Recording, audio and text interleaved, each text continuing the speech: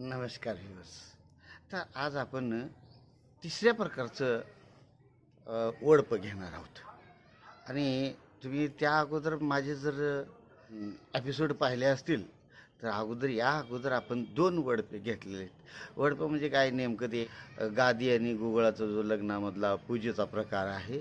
लग्नाच्या वेळेस जे आपण गादी गुगळ करतो त्या गुगळामध्ये हे वडपं गायल्या जातात किंवा म्हटल्या जातात. तर अशा प्रकारचं आता हे तिसऱ्या प्रकारचं वडप मी तुम्हाला म्हणून दाखवत आहे. आणि हे म्हणत असताना अन्नम शिवा म्हणा ही एक म्हणायची पद्धत आहे.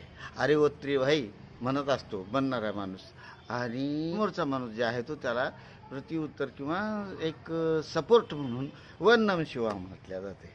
तर आता हे एक सुंदर असं वडप आहे आणि अतिशयोक्ती कशी त्याच्यामध्ये आहे आणि कसं मनोरंजन साधल्या गेलेलं आहे हे आपण आता पाहूया. एका सुईच्या टोकावर वसले 3 गाव. एका सुईच्या टोकावर वसले 3 गाव. 2 वसाड तर एक वशेच ना. 2 वसाड तर एक वशेच ना.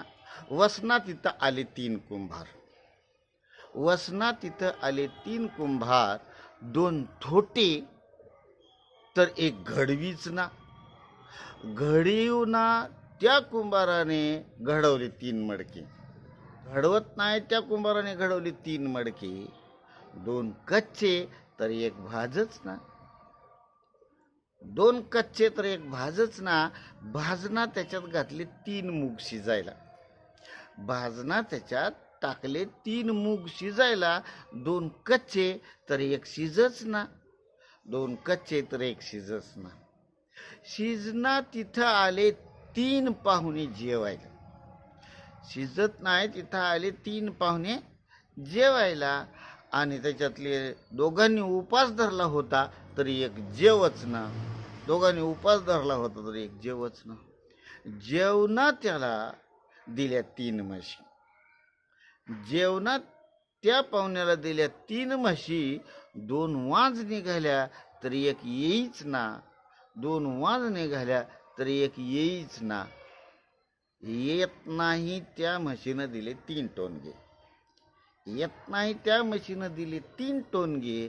त्यातले 2 मेले तर एक जगेच ना. त्यातले 2 मेले तर एक जगेच ना. जगत नाही त्याला विकत घ्यायला आले 3 व्यापारी. जगत नाही त्याला विकत घ्यायला आले 3 व्यापारी.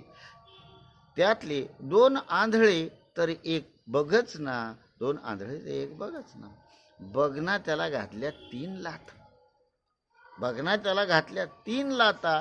2 हुकल्या तर एक लागच ना. 2 हुकल्या तर एक लागच ना. लग्नात तिनं केला असर. त्यांनी त्या टोनग्याला पाहिलं आणि त्याची किंमत केली 3 रुपये. त्याने दिले 3 रुपये. 2 खोटे तर एक चलेच ना. 2 खोटे तर एक चलेच ना. हर हर हर महादेव. अशा प्रकारचं हे तिसरं वडप आपण आज गायला आहे.